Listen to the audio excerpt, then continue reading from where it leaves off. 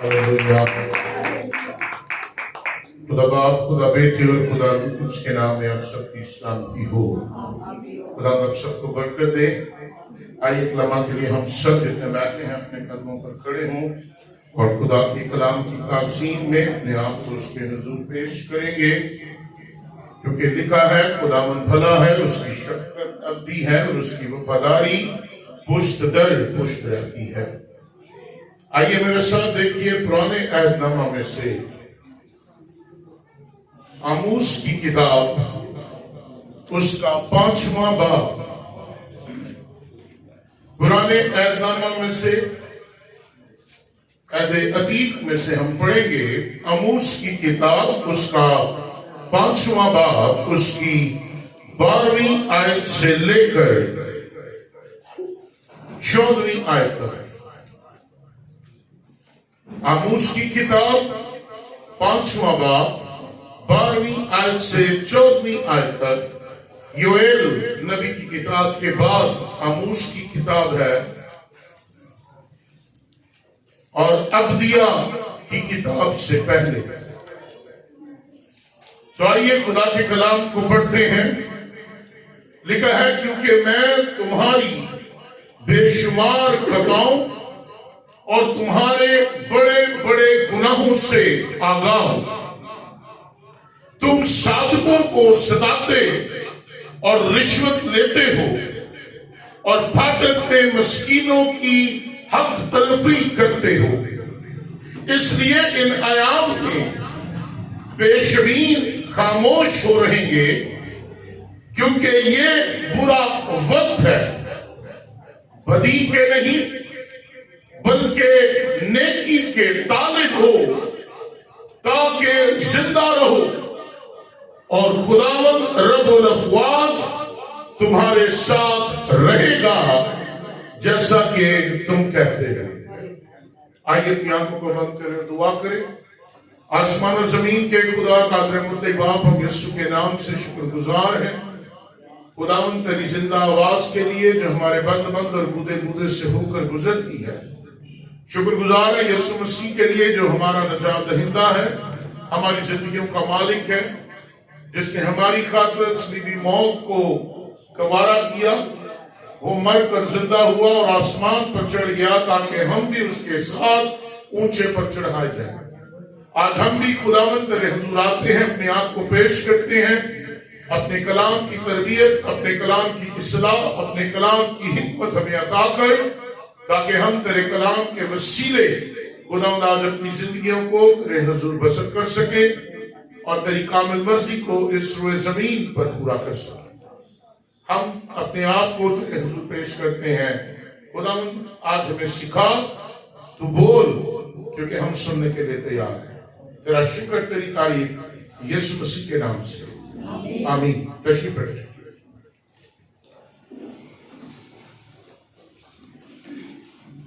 खुदावंद यीशु मसीह हमारी जिंदगियों का बादशाह, हमारी जिंदगियों का खालिक और मालिक इस रुए जमीन पर आया ताकि वो खोए हुओं को ढूंढे और गुनहगार को नजात बख्शे। और ये बहुत जरूरी है कि खुदा का कलाम हमारी तरबियत करे, हमारी इस्लाह करे, हमें सिखाए, ताकि हम खुदा के हुजूर नसीहत पजीर हों, सीखने वाले हों। अभी जो हमने हवाला पढ़ा है आमूस की किताब में से, उसके 5वें बाब की 12वीं से 14वीं आयत, यह हवाला मेरी और आपकी जिंदगी के लिए हमें एक फिक्र देता है, हमारी तवज्जो दिलाता है एक तरफ। और आज जो बात मैं आप तक पहुंचाना चाहता हूं, इस हवाले के मुतल्लिक जो अहम मजमून खुदा मुझे और आपको देता है, वो है गरीब और मोहताज की फिक्र। गरीब और मोहताज की फिक्र करना। बाइबल मुकद्दस के इस हवाले में खुदा का कलाम आमूस की मार्फत नाज़िल हुआ और कहता है,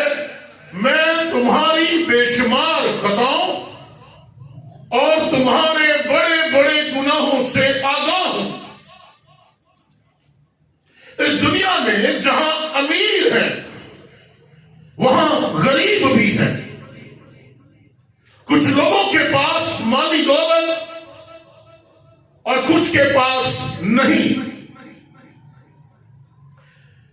इन हालात में यह बात बड़ी आम है और अहम है कि अमीर उन लोगों से फायदा उठाते हैं जिनके पास बहुत थोड़ा है। आज आप अपने गिरदोनवा में देख लें, जहां पर आप नौकरियां करते हैं, जहां पर आप जॉब्स करते हैं, जहां पर आप काम करते हैं, जो कुछ भी है, आपके मालिक किस कदर आपसे फायदा उठाते हैं। आप कितनी मेहनत मुशक्कत करते हैं, लेकिन उसके बदले में आपको क्या मिलता है। आप सब जानते हैं कि आपकी मेहनत का अजर क्या है, लेकिन आपको मिलता क्या है।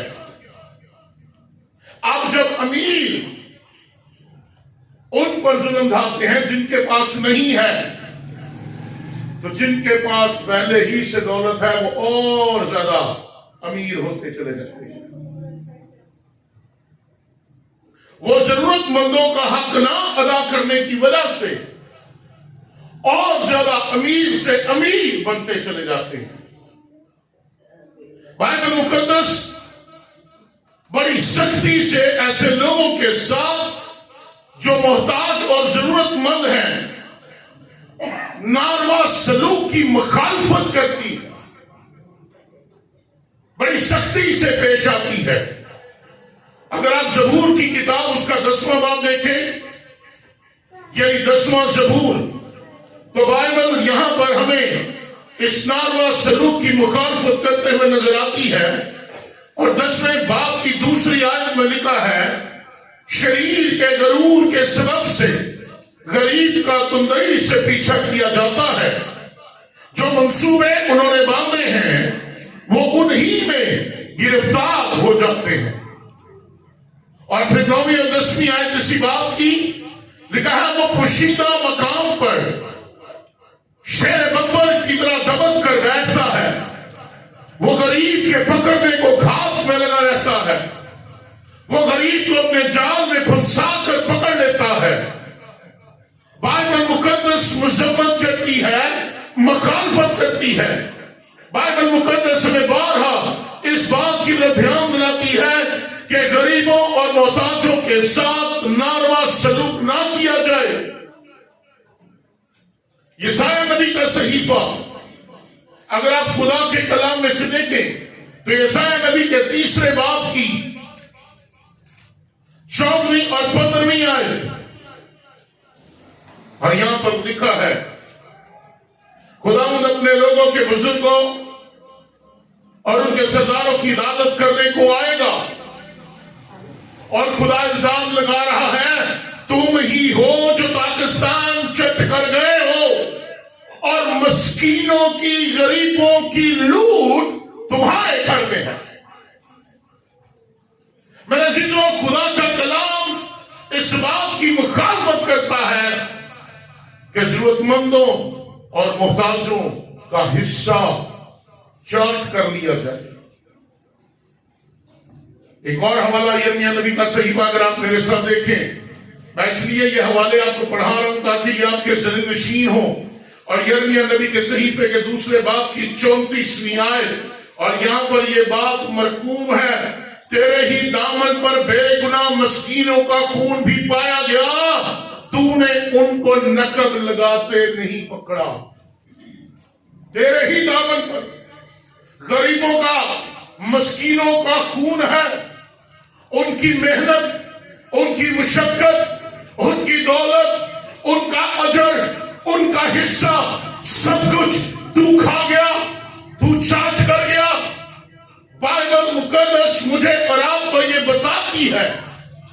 और अभी आमोस की किताब में से भी हमने इस बात को पढ़ा और इस बात को जाना, और खुदा का कलाम हमें ये बार बार तरबियत करता और सिखाता है कि हम इस बात को जाने और 5वें बाब की 6ठी आयत मुझे और आपको यह सिखाती है।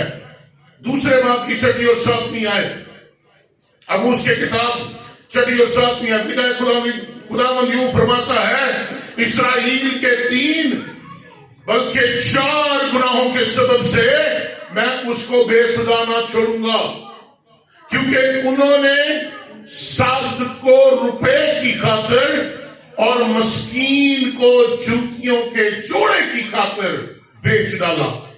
वो मस्कीनों के सर पर की गिर्द का भी लालच रखते हैं, मस्कीनों के सर की गर्द का भी लालच, यानी कुछ ना छोड़ा जाए, जो मस्कीन है उसे लूट लिया जाए, उसे छीन लिया जाए, उसे ले लिया जाए।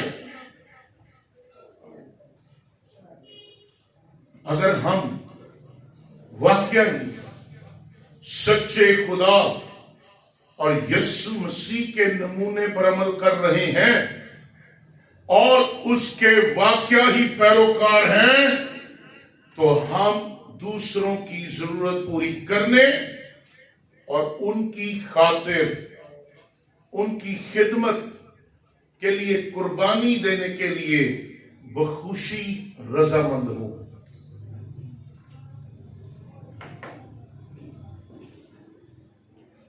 इस बात को जाने, ये मेरे और आपके लिए बड़ी अहम है। हकीकत तो यह है कि हम लोगों की जरूरतें पूरी नहीं करते। हकीकत तो यह है कि हम खुद मस्कीन और गरीब बन जाते हैं। हम अपने आप को सदा गरीब गरीब और गरीब कहते रहते हैं। बादशाह के बेटे हैं, बादशाही के वारिस हैं, आसमान का खुदा हमारा बाप है, आसमान का खुदा हमारा मालिक है, आसमान का खुदा हमें मुहैया करने वाला है, आसमान का खुदा हमारा राज़िक है, आसमान का खुदा हमारा मुहाफिज है, और फिर भी हम गरीब, मुहताज, मजलूम है।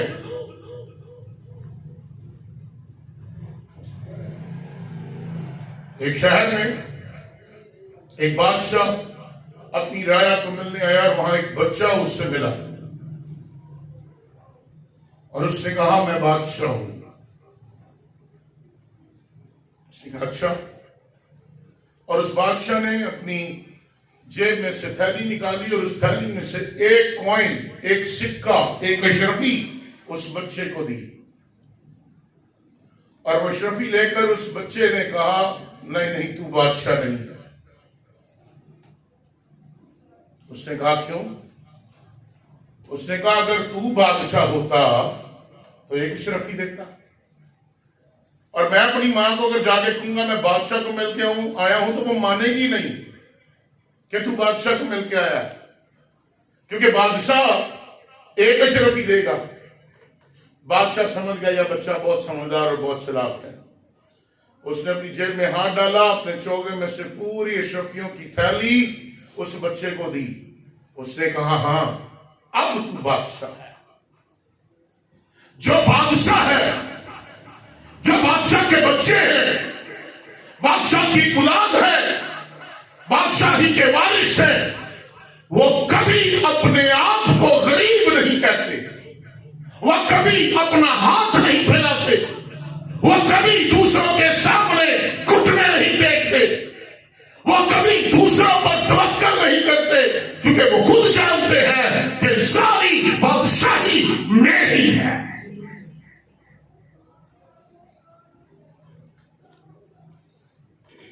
बाइबल मुकद्दस मुझे और आपको ये सिखाती है, जिस किसी के पास दुनिया का माल हो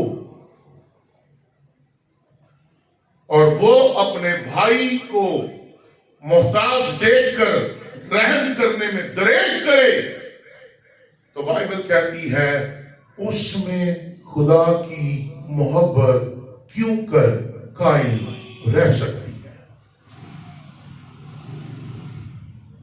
समझे? क्रिसमस आने वाला है, बड़ी खुशियां और सबसे बड़े खर्चे। इस कदर खर्चे कि लोग सूद पर पैसा लेते हैं, किस्तों पर चीजें लेकर बेचते हैं और पता नहीं क्या कुछ करते हैं सिर्फ इस एक दिन के लिए। क्या होगा? एक दिन की नमूदो नुमाइश, एक दिन का दिखावा, एक दिन की शोहरत, एक दिन की ऐश और फिर अगले 12 महीने कर्ज की लानत में दबे रहेंगे। यूहन्ना की इंजील और यूहन्ना का पहला खत, उसका 3रा बाब मुझे और आपको ये सिखाता और ये बताता है, जो आयत अभी मैंने पढ़ी, खुदा की कलाम में लिखा, जिसके पास दुनिया का माल हो। क्या आपके पास दुनिया का माल है कि नहीं? जिसके पास नहीं है वो हाथ खड़ा करे। नहीं है दुनिया का माल? कपड़े हैं, रोटी है, राशन है, ठीक है, जेवरात हैं, अपने घर हैं, हर नेमत है। जिसके पास दुनिया का माल हो वो अपने भाई को मोहताज देखकर अगर उस पर रहम नहीं करता तो उसमें खुदा की मोहब्बत नहीं। और 17वीं आयत में कहती है, ऐ बच्चों, हम कलाम और जुबान ही से नहीं बल्कि काम और सच्चाई के जरिए से भी मोहब्बत करें। Show your love by your action, show your love by your giving, show your love by your help. अपनी मोहब्बत दूसरों की मदद करने से जाहिर करें, अपनी मोहब्बत दूसरों को देने से जाहिर करें, अपनी मोहब्बत अपने कामों से जाहिर करें कि मुझ में मसीह की मोहब्बत पाई जाती है। खुदा और दूसरों से मोहब्बत करने का या हकीकी मोहब्बत यह नहीं कि हम सिर्फ फिक्र करें या महसूस करें कि मेरा भाई बड़ा परेशान है। मैनू बड़ी फिक्र मेरी भैन दी घर है कि क्रिसमस से कुछ भी नहीं होना, मेरे भरा दी बड़ी फिक्र है। Okay, that's good, but what you are doing? भाई तू अपनी बहन के लिए क्या कर रहा है? बहन तू अपने भाई के लिए क्या कर रही है? तू अपने पड़ोसी के लिए जो तेरे बराबर में रहता है, तू अपनी कलीसिया के मेंबर के लिए जिसके बारे में तू जानता है कि उसके बच्चों के पास नौकरी नहीं, उसके घर में गुर्बत है, किराए का मकान है, वो अकेला कमाने वाला या अकेली कमाने वाली है, तू उनके लिए क्या कर रहा है? तुझे उनकी जरूरत का एहसास है, तुझे उनकी जरूरत की फिक्र है, but what you are doing? तेरा अमल कहां है? तेरा एक्शन कहां है? याद रखें, इलाही मोहब्बत मुतहर्रिक होती है, इलाही मोहब्बत काम करती है और लोगों को अमली तौर पर छूती है। खुदा ने जहान से ऐसी मोहब्बत रखी, उसने अपना इकलौता बेटा बख्श दिया, जो कोई उस पर ईमान लाए। मोहब्बत का पहला काम क्या किया? लोगों से मोहब्बत की, अपना बेटा दे दिया। जा इन लोगों के लिए फिदिया दे, लोगों के लिए कुर्बानी दे। मोहब्बत का दूसरा काम, जो कोई उस पर ईमान लाए और जितनों ने उसे कबूल किया उसने उन्हें अपने फर्जंद होने का। खुदा अपनी मोहब्बत लफ्जों से जाहिर नहीं करता, खुदा अपनी मोहब्बत अमाल से जाहिर करता है। किताब मुकद्दस हमें इस सिलसिले में कामिल तालीम देती है कि हम खुदा के लोगों की, गरीबों और मोहताजों की किस तरह मदद कर सके और उनसे किस तरह का सलूक किया जा सके। पहली बात, गरीबों और मस्कीनों की फिक्र, यह बड़ी जरूरी है।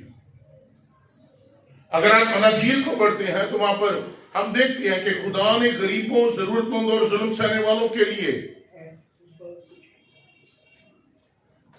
गरीबों, मस्कीनों, जरूरतमंदों और जुल्म सहने वालों के लिए उनके साथ बड़ी हमदर्दी और तर्ज का मुजाहरा किया है।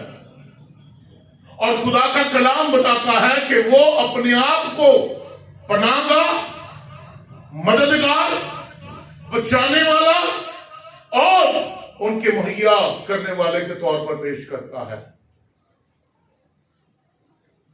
खुदावंद मेरी पनाह है, वो मेरा मुहक्कम किला, मेरे छुपने की जगह है। खुदावंद मेरा मददगार है। अगर आप इन हवालों को पढ़ना चाहे तो पनाहगाह के लिए आप ज़बूर 14 उसकी 6 आयत पढ़ सकते हैं। अगर मददगार के लिए पढ़ना चाहें ज़बूर 40 उसका 17वीं आयत पढ़ सकते हैं।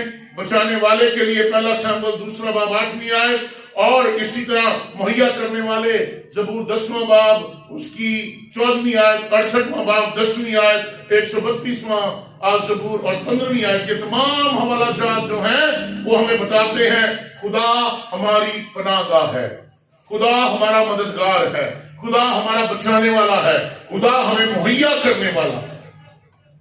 जब खुदा ने बनी इस्राइल पर अपनी शरीयत जाहिर की तो उसने बनी इस्राइल के लोगों से गुर्बत दूर करने और उन्हें गुर्बत से निकालने के लिए बहुत से तरीके बताए। और ये बड़ा जरूरी है कि हम लोग जानें कि खुदा ना सिर्फ हमारी गुर्बत के बारे में फिक्रमंद है, बल्कि वो हमें गुर्बत से निकालना भी चाहता है। इस मिशना की किताब अगर 15वां बाब उसकी 11 से 17 आयत पढ़े तो वहां पर हमें यह पता चलता है, वहां पर हमें ये खुदा का कलाम बताता है। 7वीं आयत में लिखा है, जो मुल्क खुदावंद तेरा खुदा तुझको देता है, अगर उसमें कहीं तेरे फाटकों के अंदर तेरे भाइयों में से कोई मुफलिस हो, गरीब हो, तो तू अपने उस मुफलिस भाई की तरफ से अपना दिल सख्त ना करना और ना अपनी मुट्ठी बंद कर लेना। आज बहुत से लोगों के दिल जरूरतमंदों, मोहताजों, गरीबों के लिए बंद है। आज बहुत से लोगों की मुट्ठियां मुफलिस, गरीब और मस्कीनों के लिए बंद हैं, जबकि बाइबल कह रहा है, बाइबल में बताती है, खुदा का कलाम हमें कह रहा है कि तू अपने भाई के लिए जिसे तू देखे कि मुफलिस है, गरीब है, ना तो दिल सख्त करना और ना अपनी मुट्ठी बंद करना।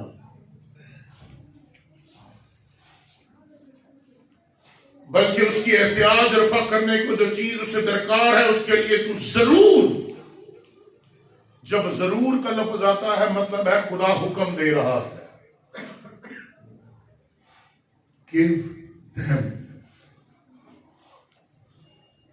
जरूर फराख दस्ती से उसे कर्ज देना। खबरदार रहना कि तेरे दिल में ये बुरा ख्याल ना गुजरने पाए कि 7वां साल जो छुटकारे का साल है नजदीक और तेरे मुफलिस भाई की तरफ से तेरी नजर बद हो जाए और तू उसे कुछ ना दे और वो तेरे खिलाफ खुदावंद से फरियाद करे। ओ माय गॉड, क्या कह रहा है खुदा का कलाम? अगर आप मुफलिस को नहीं देते, गरीब की मदद नहीं करते, खुदा कहता है कम ना हो कि वो खुदावंद से तेरे खिलाफ फरियाद करे।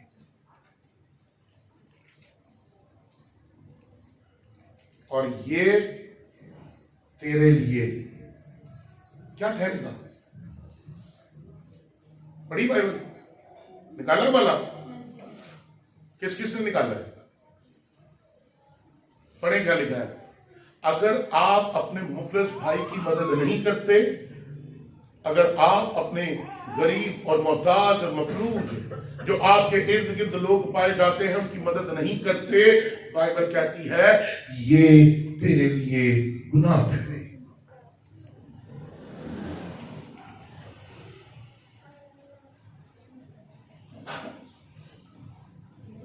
मेरे चीजों, खुदा की शरीयत इस बात की इजाजत नहीं देती कि गरीबों से कर्जों पर सूद लिया जाए।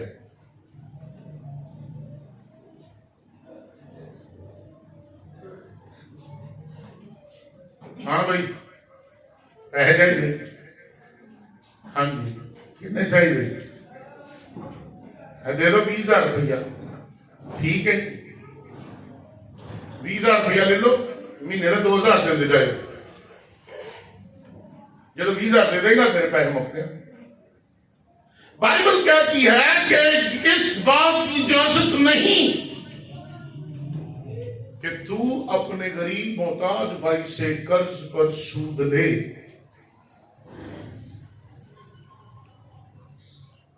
अगर कोई गरीब जमानत के तौर पर कोई चीज रखवाता था, शरीयत ये बताती है हमें, मसलन कोई अपने कपड़े रखवाता था, कीमती चीज रखवाता था, जेवर रखवाता था और रुपया पैसा बतौर कर्ज वो लेता था, तो सूरज ग्रूब होने से पहले वापस करना होती थी।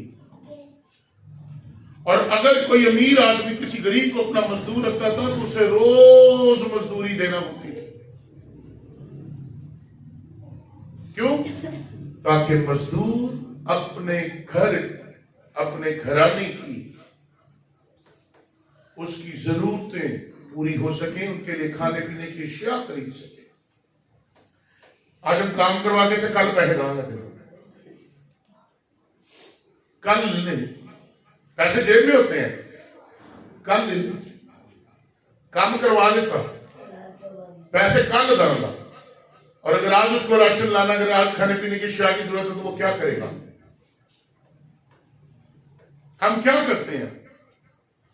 हम खुदा के कलाम की, शरीयत की नाफरमानी करते हैं।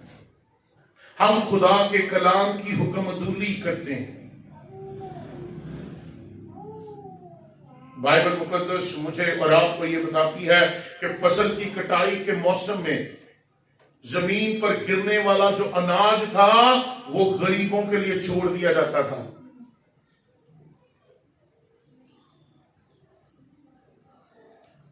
हम तो कुछ भी बाकी नहीं छोड़ते। आई थे देव की करोड़ी भी ना ले जाते हैं, ये भी कोई गरीब ना खा ले। अक्सर क्रिसमस पे जब हम प्रोग्राम करते हैं तो मुझे पता चलता है जी वो भी इतने चावल पड़े हुए हैं, तो मैं अपनी टीम को कहता हूं यार इन्होंने जिन्हें देने ने दे दो, इन्होंने जिन्हें चाहिए ने दे दो, बाकी जब बच जाएंगे तो इसी भी ले जाओ।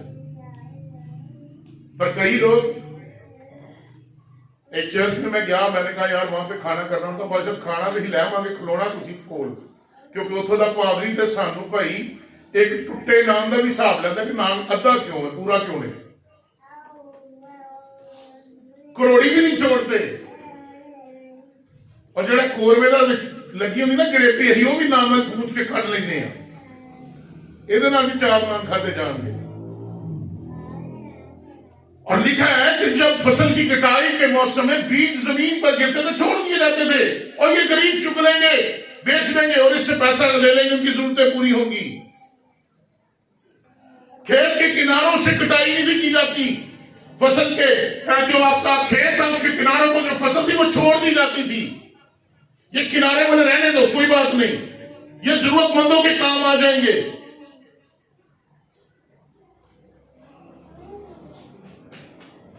मेरे चीजों सुने, गरीब और मोहताज की फिक्र करना, उसके लिए कुछ करना अज़रुए बाइबल कितना अहम है। बाइबल मुकद्दस में लिखा है खुदा के हुक्म के मुताबिक हर साल के 7वें महीने जो थे वो कर्जे माफ कर दिए जाते थे, और एक अमीर कर्ज देने वाला किसी गरीब को कर्ज देने से सिर्फ इस वजह से इनकार नहीं कर सकता था कि एक 6वां महीना का अगला 7वां, अगर वो 6वें महीने में भी कर्ज ले रहा है और 7वें में माफ हो जाना है तो वो दे देता था। ये बाइबल कहती है, मैं नहीं कह रहा।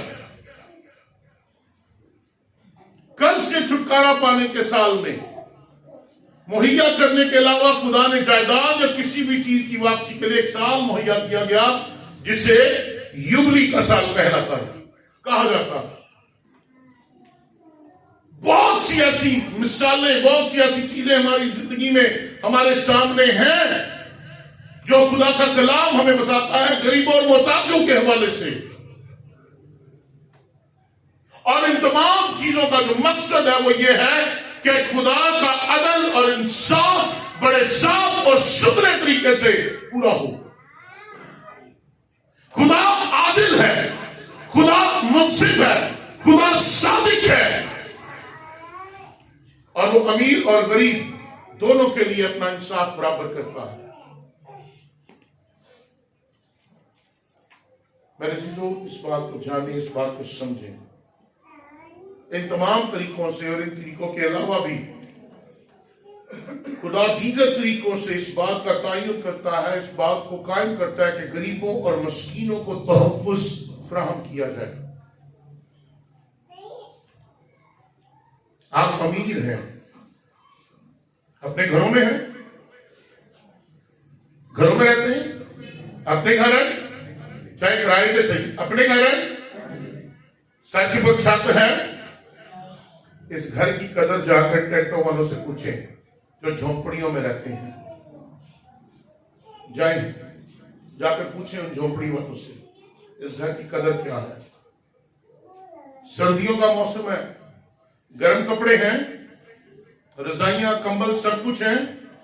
जाएं, इस सर्दी की अहमियत उनसे पूछें जाकर, जिनके जो झोंपड़ियों में और जिनके पास न गर्म कपड़े हैं, न रजाइयां हैं, न कंबल हैं। चंद दिन पहले मेरे सामने एक तस्वीर सोशल मीडिया पर गुजरी। एक बाप उसने 2 बच्चों को लेकर सड़क के किनारे एक चद्दर में लिपटा हुआ है और उसके सामने टोकरियां पड़ी हैं और वो उन्हें बेच रहा है। और वहीं पर वो दिन को टोकरियां बेचते हैं और वहीं पर वो रात को सो जाते हैं। जाए पूछें। और फिर हम कहते हैं हम गरीब हैं, रोटी खाते हैं, रोज खाते हैं, कुकड़ी पकती, बटा गोश्त पकता, सब कुछ पकता है। जाए उनसे जाकर पूछें जो कूड़े के ड्रमों में से निकाल कर खाते हैं, उनसे पूछें खाने की अहमियत क्या है। और हम इतना इतना आटा और इतनी इतनी रोटियां और इतना इतना सालन डस्टबिन में डाल देते हैं, किसी को देते नहीं। पूछिए उन लोगों से जो सारा दिन मजदूरी करते हैं और शाम को भट्टे वाले उनको फिर मारते भी हैं। कभी जाए भट्टे वालों से पूछें, पूछे भट्टे वालों से उनके साथ क्या सलूक होता है। सारा सारा दिन वो ईंटें बनाते हैं, आग के सामने जलते हैं और फिर वो कर्ज के नीचे हैं। खुदा ने आपको एक खुशहाल जिंदगी दी है, लेकिन अफसोस की बात यह कि सब कुछ होने के बावजूद इसराइल हमेशा इन कवानीन पर अमल पैरा नहीं हुए। वो इन कवायद पर अमल नहीं करते थे, बल्कि क्या करते थे, बहुत से अमीर जो थे वो गरीबों से फायदा हासिल करते और उनके मसाइल को मजीद बढ़ा देते थे। आज भी यही होता है। आज भी अमीर गरीब के मुसीबतों को बढ़ा देता है, अपना आप जाहिर करता है। इसलिए खुदा ने अपनी नबियों की मार्फत ये बात पहुंचाई कि अमीर इस्राएलियों की अदालत होगी। हालेलुया। किसकी अदालत होगी? अमीर इस्राएलियों की। तो क्या अगर अमीर इस्राएलियों की अदालत होगी तो अमीर पाकिस्तानियों को छोड़ दिया जाएगा? बोले, छोड़ दिया जाएगा? महंगे महंगे कपड़े पहनने वाले छोड़ दिए जाएंगे? महंगे महंगे खाने खाने वाले छोड़ दिए जाएंगे? बाइबल कहती है सबकी अदालत होगी। ये बड़ा अहम है, हम इस बात को जाने। यशायाह नबी के पहले बाब की पहली 21वीं आयत से मैं आपके सामने पढ़ूंगा। लिखा है, वफादार बस्ती कैसी बदकार हो गई, वो तो इंसाफ से मामूर थी और रास्तबाज उसमें बस्ती थी, रास्तबाजी उसमें बस्ती थी, लेकिन अब खूनी रहते हैं। खुदा रास्तबाज बस्ती में जहां पर अब रास्तबाजी नहीं, कहता है खूनी रहते हैं, जो दूसरों को दुख देते, जियत देते, जुल्म करते, ढाते, उनका माल खा जाते हैं।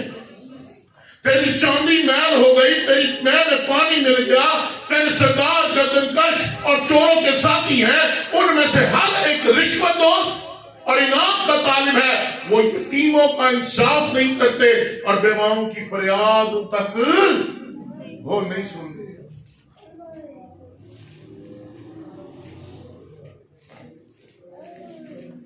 मेरे चीजों, गरीबों और मुताजों के हवाले से नए अहदनामा में मसीहियों की कुछ जिम्मेदारियां हैं। शाजिया को चुप कराओ। अच्छा, आगे बैठा है सोनिया, मुंडा काबू कर। सुने, आप नए अहदनामा के मसीही हैं। Hallelujah, hallelujah. है मसीह के नहीं? पक्की गल। 4-5 मुंह खुले गए, बाकी सारे हैं मसीही के नहीं? Praise God. नए अहदनामा में भी खुदा ने अपने लोगों को यह हिदायत की कि वो जरूरतमंदों के लिए गहरी फिक्र और अमली बात का मुजाहरा करें। फिक्र भी करें और अमल भी करें, और खास तौर पर उन लोगों के लिए जो कलीसिया में पस्तहाल है।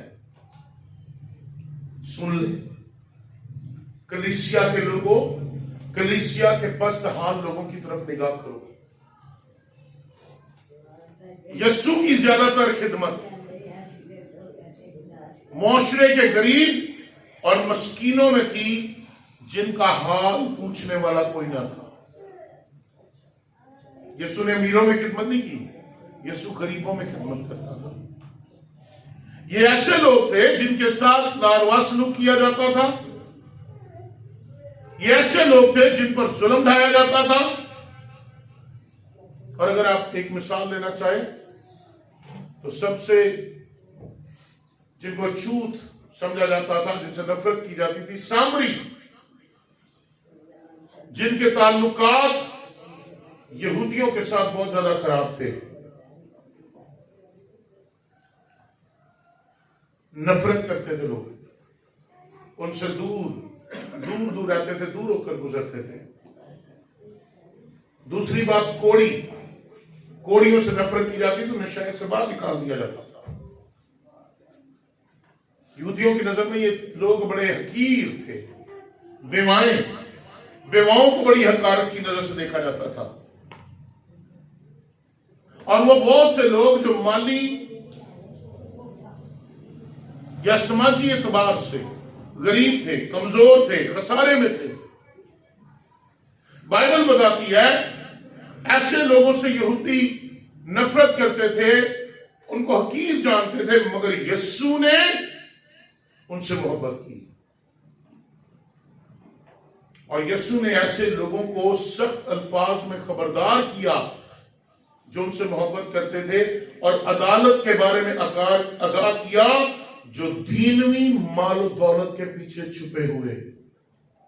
आज भी बहुत से लोग दुनियावी माल के पीछे छुपे हुए हैं और अपने आप को राष्ट्रवाद शो करते हैं। आज भी बहुत से लोग दुनियावी मालो दौलत के पीछे छुपे हुए हैं और अपने आप को बड़ा निजात दहिंदा, निजात याफ्ता जो है वो समझते हैं।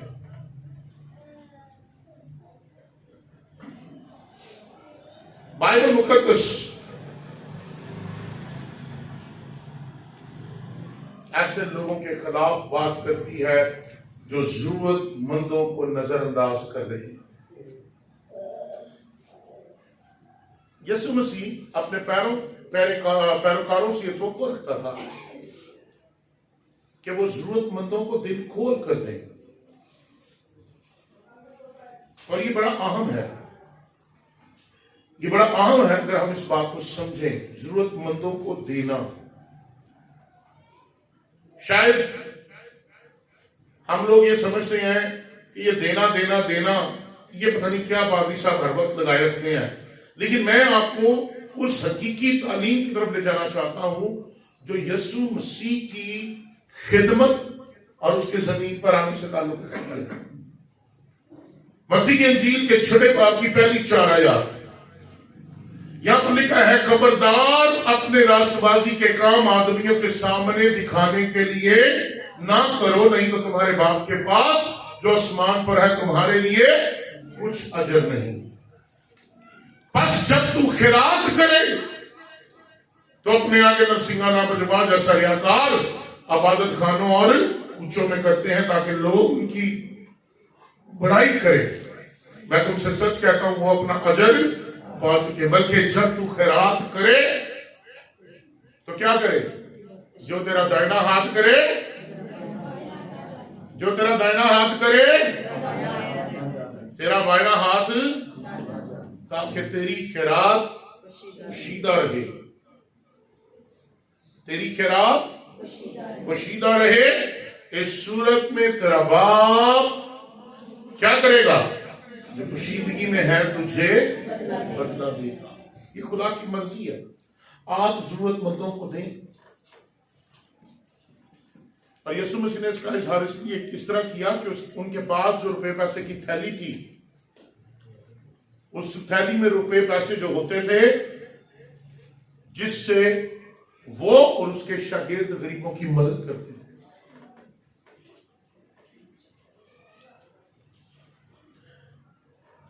देखें, बाइबल मुकद्दस हर बात को बड़े वाज़ेह तौर पर बयान करती है। एक से ज्यादा मौकों पर उसने उन लोगों को जो उसके पीछे चलना चाहते थे ये बताया कि गरीबों के साथ रहम और तर्स का मुजाहरा करो। पहली बात, रहम और तर्स का मुजाहरा करो। दूसरी बात, वो उनको बताता था उनकी मदद करो। तीसरी बात, जो कुछ तुम्हारी इस्तात के मुताबिक रुपया पैसा तुम्हारे पास है वो उन्हें दो।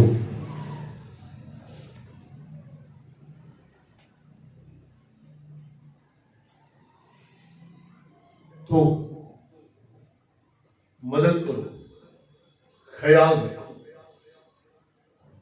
और ये बड़ा अहम है खुदा की नजर में। खुदा यीशु मसीह एक बड़ी अहम बात करता है जिस पर हम अक्सर ध्यान नहीं देते। मैं भूखा था, मैं भूखा था, मैं भूखा था,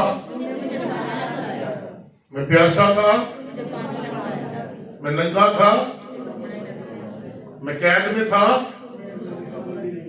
मैं बीमार था। तुमने मेरी बात पूछना। ये सवाल आप इनका जवाब हमें देना पड़ेगा। जब तुमने इन छोटों से ये सलूक ना किया तो मेरे साथ भी ना किया। और हम कहते हैं हम तो खुद गरीब हैं, हम दूसरों को क्या दें। हम गरीब नहीं, हम गरीब बने हुए हैं ताकि हमें देना ना पड़े। हम बादशाह के बेटे और बेटियां हैं, हम बादशाह की औलाद हैं। यीशु मसीह के पैरोकार जो थे उसके पीछे चलते थे, वो अपने शागिर्दों को ये कहता था कि वो गरीबों के संबंध में अपने मकसद और उसके कामों का संजीदगी से जायजा ले। What they are doing, seriously संजीदा हो जाओ, बड़े गौर से देखो। क्योंकि यीशु मसीह ने खुद ये कहा कि जो कुछ हमने छोटों से करने में हम नाकाम रहे तो हमने उसके साथ किया।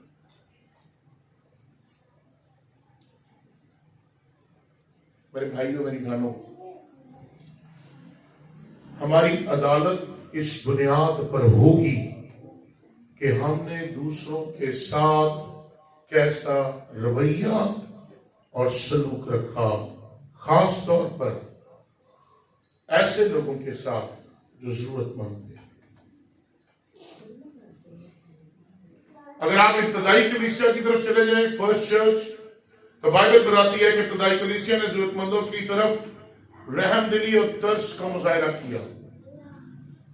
पौलुस रसूल की इब्तदाई खिदमत के दौर में पौलुस और बरनबास सूरिया के अंताकिया की कलीसिया की नुमाइंदगी करते हुए यरूशलेम में यहूदिया के जरूरतमंदों के लिए हदिया लेकर आए। और जब यरूशलेम में कलीसियाई मजलिस मुनक्कद हुई तो बहुत से रहनुमाओं ने इस बात को मानने से इनकार कर दिया कि वो लोग गैर कौम से जो मसीह पर ईमान लाते हैं उनकी मदद करेंगे, या जो है उनके खतना के बारे में एक बहस शुरू हो गई।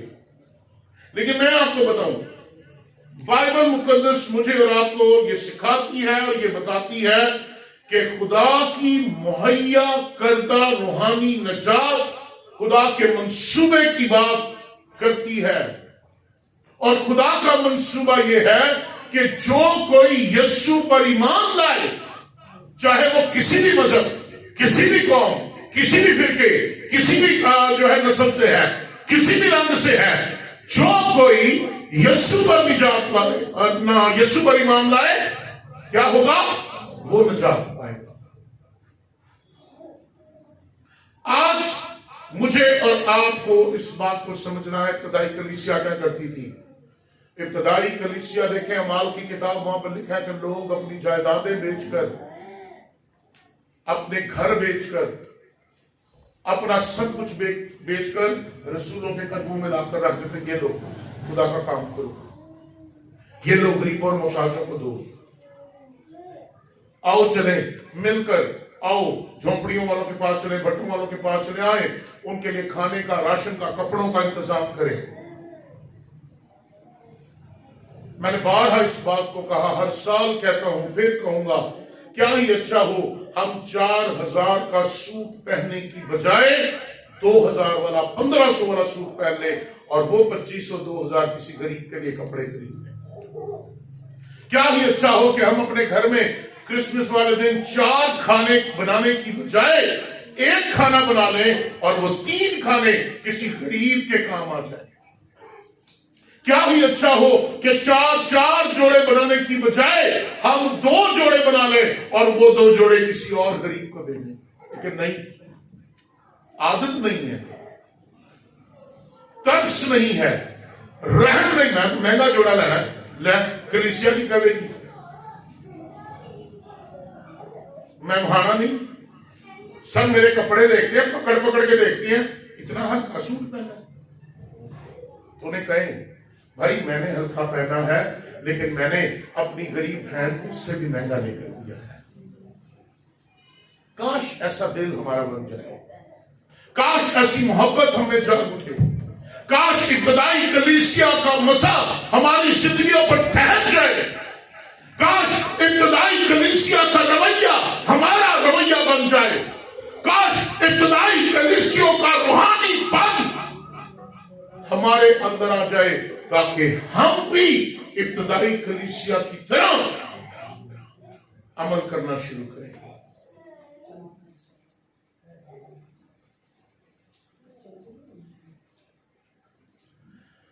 याद रखें, खुदा आपको सिखाना चाहता है, खुदा आपको देना चाहता है, खुदा आपको बढ़ाना चाहता है।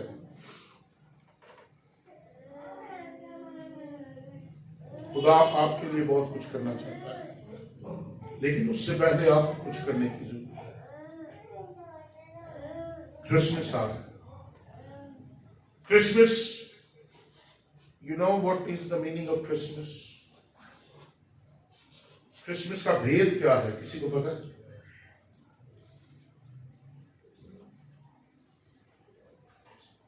क्रिसमस के पीछे भेद क्या है? कोई बता सकता है मुझे? क्रिसमस का भेद है खुदा की मोहब्बत का नजूर। जिस दिन यीशु पैदा हुआ, खुदा ने अपनी मोहब्बत को नाज़िल किया अपने बेटे की सूरत में। और मोहब्बत का मतलब क्या है? शेयर करना, बांटना, देना। और बाइबल बताती है खुदा मोहब्बत है। अब जो ये कहता है खुदा मोहब्बत है, और जो ये कहता है खुदा मुझ में रहता है, इसका मतलब है जिसमें खुदा रहता है उसमें मोहब्बत है, और जिसमें मोहब्बत है उसमें खुदा है।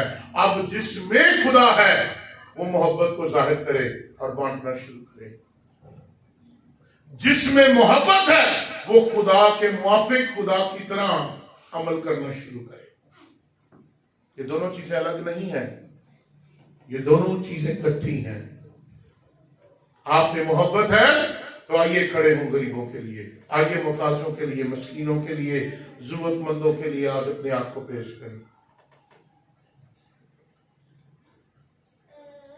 एक्ट करें, अमल करेंगे तो खुदा को नजर आएगा। सिर्फ कहने से नहीं, खुदावन तुम मैनू दे ते मैं दवा। नो, खुदा कहता जो कुछ मैंने तुझे दिया पहले उसमें से दे। मैंने तुझे 2000 दिया, चल 1000 गरीब को देखे, 1000 में खुद गुजारा कर। और जब आप एक उस 1000 के पीछे जाएंगे जो खुदा ने आपके पास रखा है, तो खुदा दूसरे का खुद ब खुद इंतजाम कर देगा।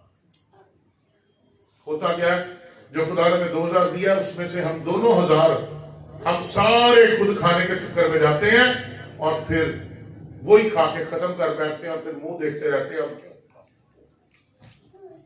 जो बोएगा वो काटेगा, जो देगा वो पाएगा। जो मोहताजों और गरीबों की फिक्र करेगा तो बाइबल कहती है खुदा उसकी फिक्र करेगा। आज आपकी अंजील की मुरादी करना तब तक अब से जब तक आप यीशु मसीह को प्रीच नहीं करते। और यीशु मसीह अब किताबी तौर पर प्रीच नहीं होगा।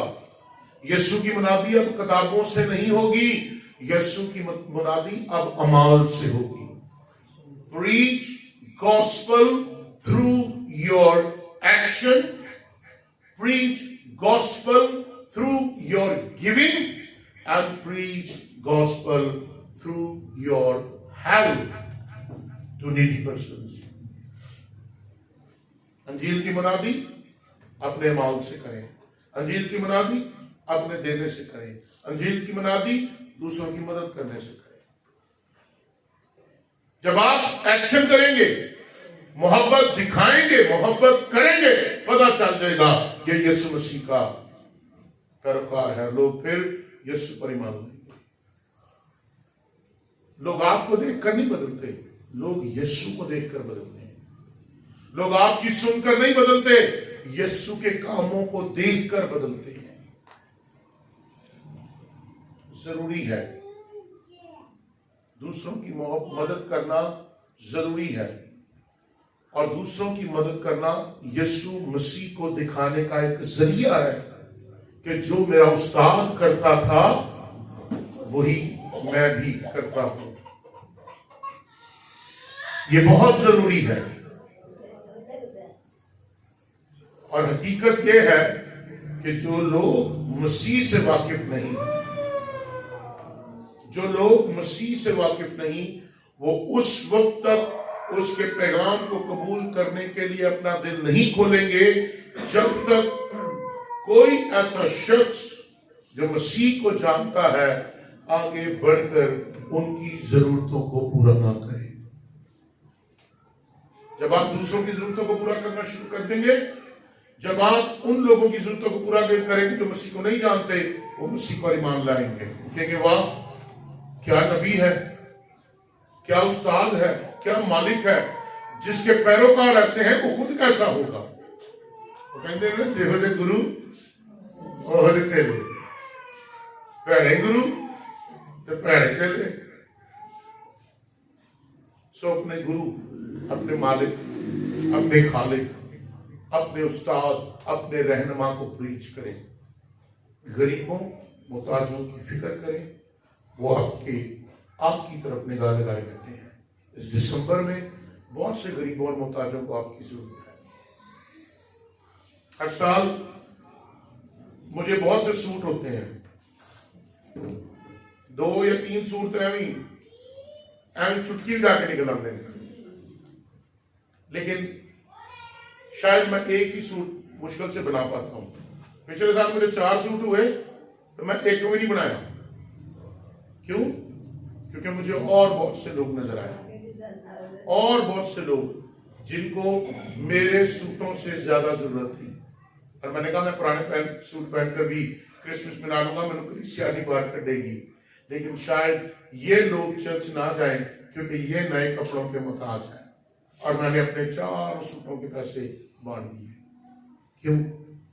क्योंकि मुझसे ज्यादा लोगों को जरूरत है, आपसे ज्यादा लोगों को जरूरत है। सस्ते पालो, फिर कहता हूं मत ब्रांड के पहने, नवा जोड़ा पाना तलियो के पा लियो। यीशु मसीह बुरा नहीं मनाएगा, लेकिन अगर आप ब्रांड के पहन के दूसरे को नंगा छोड़ देंगे तो यीशु मसीह को बुरा लगेगा, क्योंकि जब तूने छोटे से ये किया तो मेरे साथ किया। तले तो नाल इतना तो बीबियां हस पईयां, लै पादरी साहब तुझी साडा हुण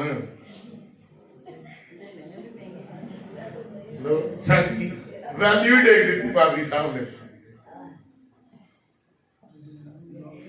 आपका दल्ले से पहनना खुदा को आसमान की खुशी बख्शेगा, क्योंकि ब्रांड के कपड़ों से आप किसी मोहताज की जरूरत पूरी कर देंगे। हालेलुया। खुदा को कुछ करना ही है, पादरी को के कलीसिया को।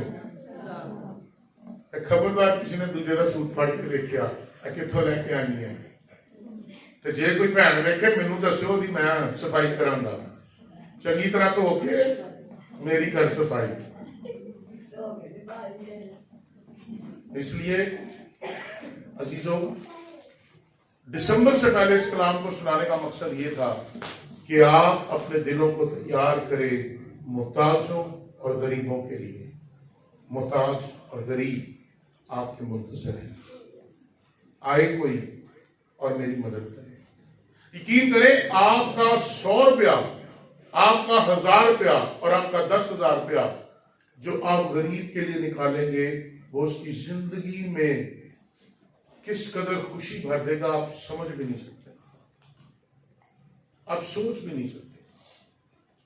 चंद दिन पहले मैं एक रिकॉर्डिंग पर गया, बाहर निकला तो मुझे एक लड़का मिला, कहता भाई साहब 50 रुपये दे दो, रोटी खानी है। मुझे सब मना करेगा नहीं चर्सी जा है ना दो भाई साहब। मैं उनका मैं कहा पुत्र मैनू कड़ा अंदरों हदिया होया ਜਿਹੜਾ मैं तेनू दे दिया, कि मैनू कोई होता तो मैं तेनू भी दे देगा। मजाक करके मैं बाइक पे बैठने लगा, मैंने अपना पर्स निकाला, उसमें से उस बच्चे को निकाल के पैसे दिए। उसकी डिमांड से कई ज्यादा मैंने उसको पैसे दिए। क्या हुआ? वो जाते हुए पता नहीं मैंने कितनी दुआवां करता गया, मुझे ऐसे क्या कुछ मुझे कहता गया, लेकिन उसको देने से जो मुझे इंटरनल खुशी मिली, मेरे अंदर जो शादमानी आई, मैं उसका बयान भी नहीं कर सकता। क्यों? क्योंकि मैंने उन सब से अलग किया जो वहां खड़े थे, और इसलिए किया क्योंकि खुदा मुझे ये करने को कहता है। करें, मत घबराएं। आपके मटके का आटा और आपकी कुप्पी का तेल तब तक खत्म नहीं होगा जब तक आसमान आपके लिए खुला। Hallelujah, hallelujah. एलिया ने कहा, और 3.5 साल तक उस बेवा के कुंबे ने और उसने खाया और वो जिंदा रही। आप भी इस बात पर ईमान लाए। मैं सारपत की बेवा हूं, ना तो मेरे मटके से आटा खत्म होगा, ना मेरी कुप्पी से तेल, क्योंकि मैंने किसी इंसान की नहीं बल्कि खुदा की बात को तरजीह दी है। और जब आप खुदा की बात को तरजीह देंगे, आप सरफराजी पे सरफराजी पाते जाएंगे। Hallelujah, hallelujah. खुदा आपको बरकत दे और खुदा आपको तौफीक बख्शे कि आप दूसरों को, गरीबों और मोहताजों की फिक्र करने के सिलसिले में अपने आप को पेश करें और उसे प्रायोरिटी पर रखें, ताकि मसीही जरूरतमंदों की जरूरतों को पूरा किया जाए। खुदा की सलामती इस कलाम के वसीले हमेशा आपके साथ।